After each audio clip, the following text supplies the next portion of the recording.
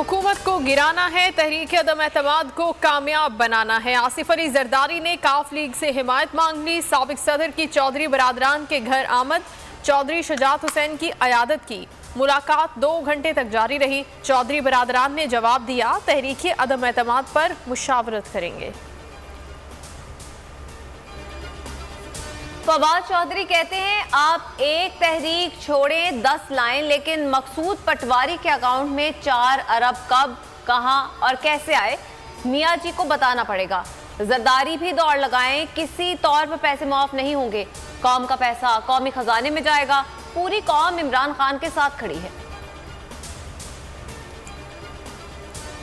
नून league का हुकूमत को मजीद वक्त न देने का फैसला। सेंट्रल एग्जीक्यूटिव कमेटी इजलास का एलामिया जारी। एहसन इकबाल कहते हैं, मौजूदा हुकूमत से हर तबका तंग है।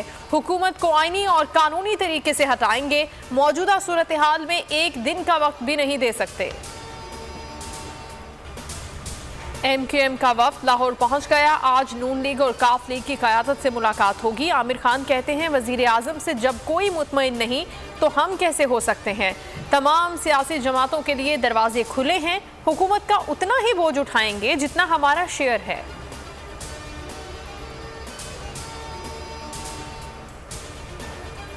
मफादात पूरे हुए तो ये अलग हो जाएंगे। शाह महमूद कुरैशी का PP और नून लीग पर तंज, कहा कौम जानती है PDM बनाने वाले कौन थे, तोड़ने वाले कौन हैं।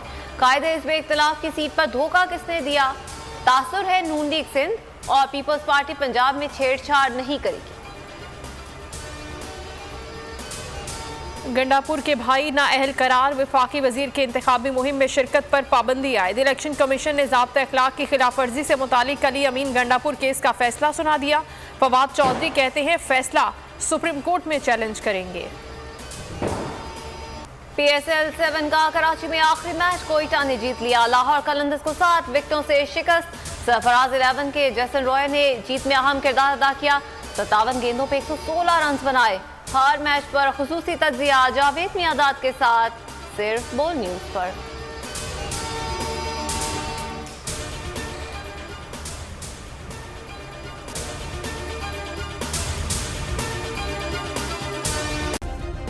सब्सक्राइब करें और बेल दबाएं ताकि कोई खबर रह न जाए।